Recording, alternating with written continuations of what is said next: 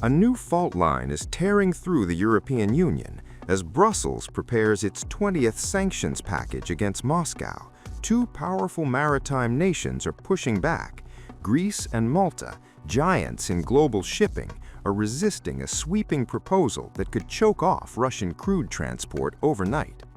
What was meant to be a united front against Moscow is now turning into a high-stakes internal showdown. A major confrontation is unfolding inside the European Union, not with Moscow, but within its own ranks.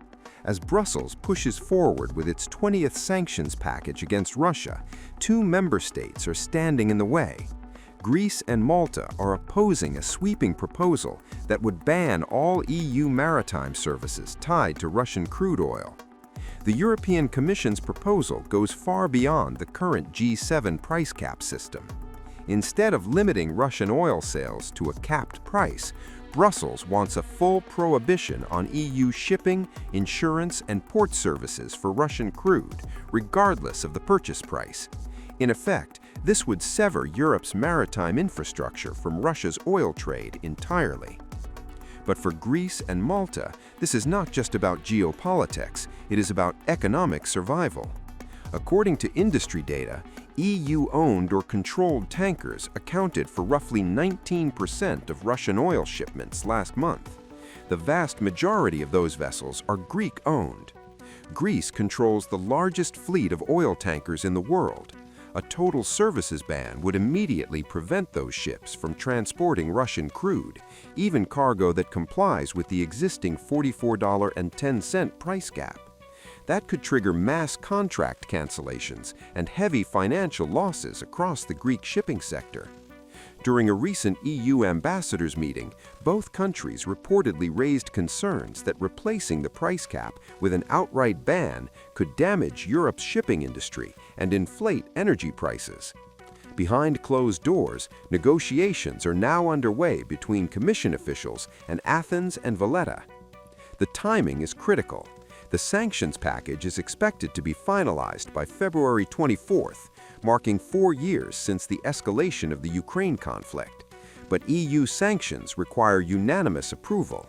Greece and Malta hold veto power. Without their consent, the package cannot pass. Meanwhile, a shadow war is unfolding at sea. Western governments accuse Moscow of deploying a covert shadow fleet to slip past sanctions under cover of darkness and shell companies. In response, the United States, Britain, and France have reportedly begun seizing Russia-linked tankers, ship by ship.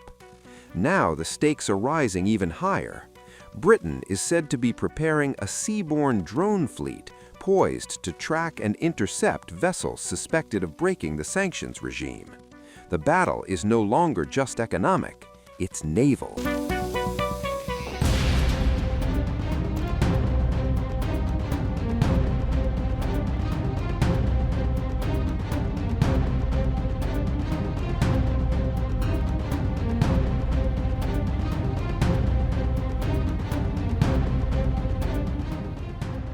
A sanctioned oil tanker linked to Russia's war economy is now drifting in the Mediterranean, raising fresh questions about Moscow's shadow fleet.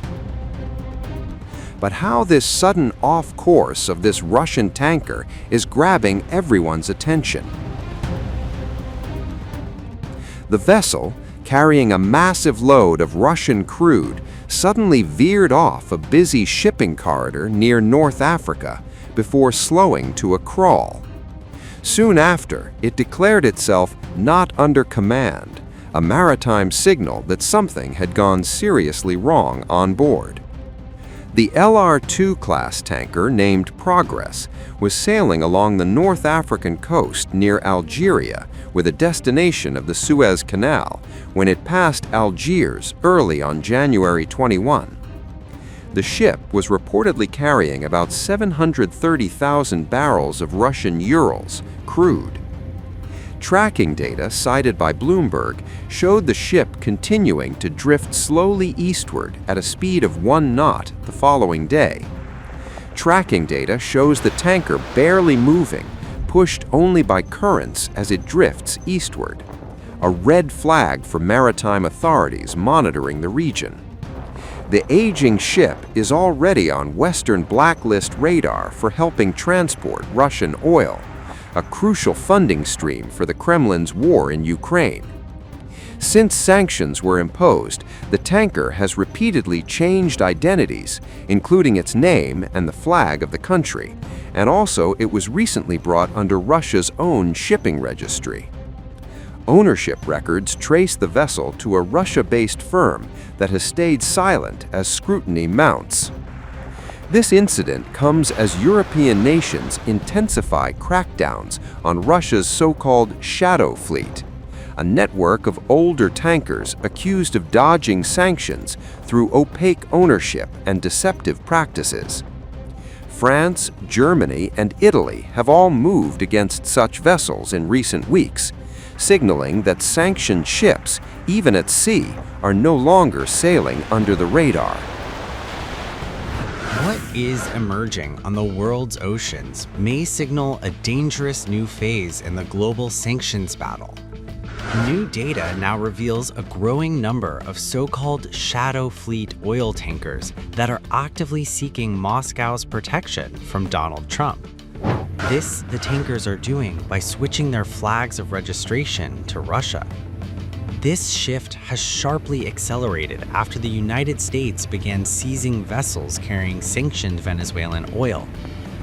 As Washington moves to reshape Venezuela's oil future, an unexpected winner is emerging: Russia. New maritime intelligence shows Moscow quietly expanding its grip over the global shadow fleet, just as the United States ramps up enforcement against sanctioned Venezuelan crude. According to Lloyd's List, there has been a sharp acceleration in oil tankers switching their flag of registration to Russia, a move widely seen as an attempt to gain protection from U.S. seizures. In December alone, 17 sanctioned vessels abandoned fraudulent registries and reflagged under the Russian banner. At the center of this shift is a tanker once known as Bella 1. The ship was intercepted by U.S. authorities on December 20th while en route to Venezuela to load sanctioned oil. At the time, it was sailing under a fake Guyana flag. Days later, Russia notified Washington that the vessel had changed its name, now Marinera, and switched its registration to Russia, mid-voyage. Tracking data shows the tanker has since left the Caribbean and is now near Iceland, heading toward Russian waters. Lloyd's List says the timing was no coincidence. This was an attempt to place the ship under Moscow's protection, beyond the reach of U.S. enforcement. And it wasn't alone. Another sanctioned tanker, now called Hyperion, reflagged to Russia just days later.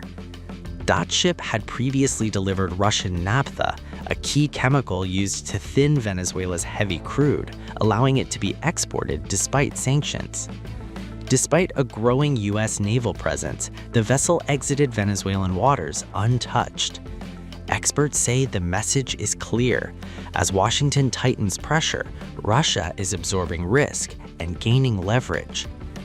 President Donald Trump has said U.S. oil giants will invest billions into Venezuela's energy sector following Nicolás Maduro's overthrow, with Chevron, ExxonMobil, and ConocoPhillips preparing talks with the administration. But analysts warn the enforcement push is producing unintended consequences. More than 40 shadow fleet vessels have now registered under Russia since June. Globally, over 12% of the world's tanker fleet is operating outside traditional insurance and regulatory systems. Many of these ships are aging, uninsured, and invisible until something goes wrong. Lloyd's List warns a major spill involving one of these tankers would raise a chilling question: who pays for the cleanup? As Russian-flagged vessels pass through NATO waters, often under false identities, a deeper challenge looms. Will the United States be willing to intercept a Russian-flagged tanker? Because if not, Moscow's shadow fleet may soon become a permanent feature of global oil trade, protected, emboldened, and operating in plain sight. And as oil flows, so does power.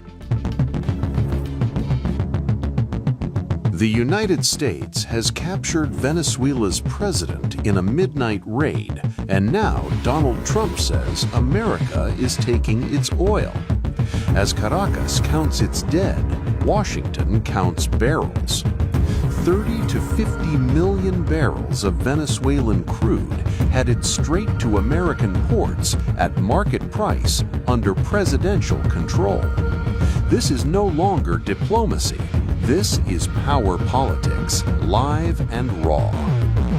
President Donald Trump announced Tuesday that Venezuela's so-called interim authorities will supply the United States with between 30 million and 50 million barrels of high-quality oil. The oil, Trump said on Truth Social, will be loaded onto storage ships and delivered directly to U.S. unloading docks. Trump added that the revenue from the oil would be controlled by him as president and used to benefit both the American and Venezuelan people. Trump has doubled down, saying his administration will now run Venezuela policy and push its leaders to open vast oil reserves to American energy companies. The White House is now organizing an Oval Office meeting with executives from Exxon, Chevron, and ConocoPhillips to discuss Venezuela's future energy landscape. Trump has also dismissed Democratic criticism of the raid, arguing both parties long agreed Maduro was illegitimate. Speaking at a House Republican retreat, Trump complained Democrats refused to credit him for what he called a successful operation. And it was an amazing military feat that took place yesterday. Think of it, an amazing military. The people are saying, well, thank you.